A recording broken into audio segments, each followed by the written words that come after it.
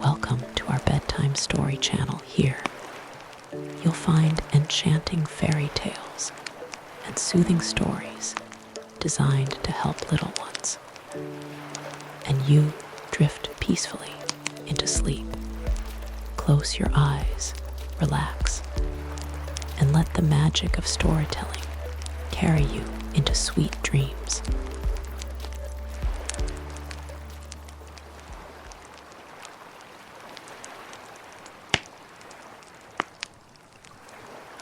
Long ago in a quiet village, there lived a boy named Leo.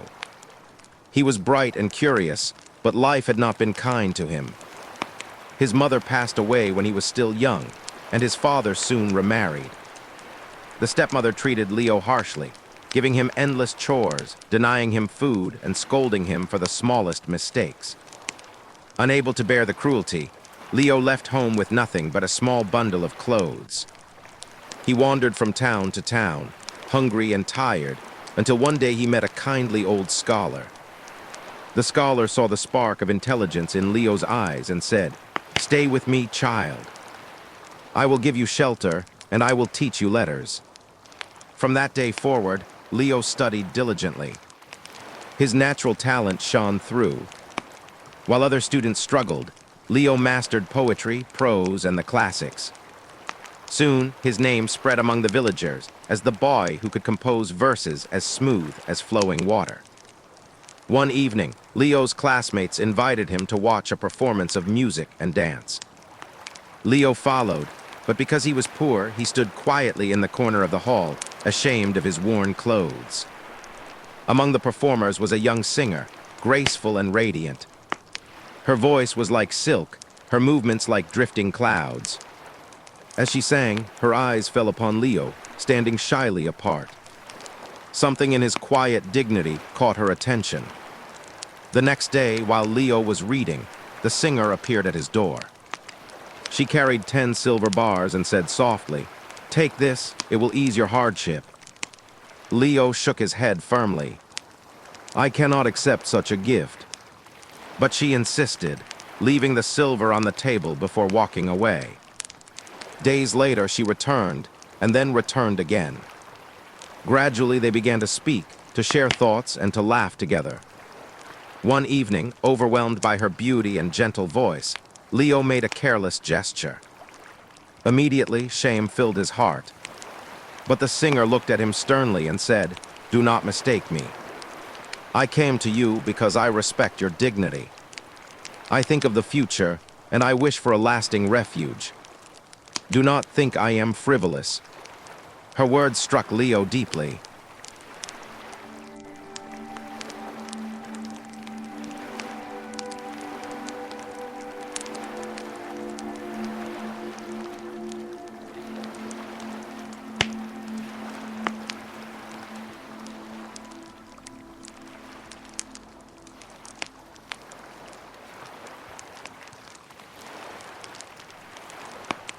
From that moment, he honored her even more. She continued to help him through his poverty, bringing food, books, and encouragement. As the imperial examinations approached, Leo wished to know her background to keep in touch. But she only said, "If you do not forget me, I will find you. If you forget me, then knowing my origin is useless. I ask for no promises, only heaven knows my heart." Leo carried her words in his heart as he traveled to the capital. Leo passed the examinations with brilliance. When he returned, his father demanded that he marry a woman of equal status. Leo refused, saying, "I would rather die than betray the one who has loved and helped me." But his father was resolute. "No son of mine, no official of the court, shall marry a singer. She will never be accepted as my daughter-in-law." Bound by filial duty and the rigid laws of society, Leo was forced to obey. He married the woman his father chose, though his heart remained elsewhere. The following year, when Leo returned to the capital for the doctoral exams, the singer came with gifts. She saw his embarrassment, understood his silence, and said farewell forever. Leo rose quickly in rank. He became a court official, traveled on missions to China, quelled rebellions, and was granted the noble title of Duke.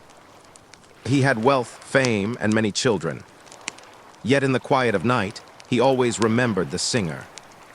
He sent people to search for her, but she was nowhere to be found. One day at a banquet in a fellow official's house, Leo saw her again. Time had changed her. Her husband, a soldier, had died. She now cared for her sickly mother and had returned to singing to survive. Leo invited them to live in his mansion. Reluctantly, she agreed. He gave them a separate house, ensured they lacked nothing, and treated them with respect.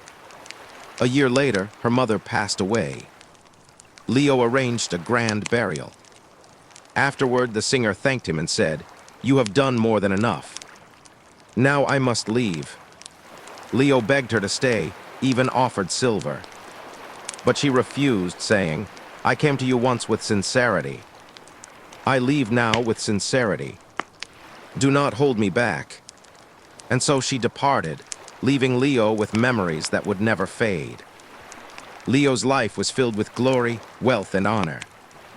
Yet in the deepest part of his heart, he carried the memory of the singer, the woman who had once lifted him from poverty, who had loved him with dignity, and who had left him with a lesson. That true love cannot be bound by wealth or titles, but only by sincerity.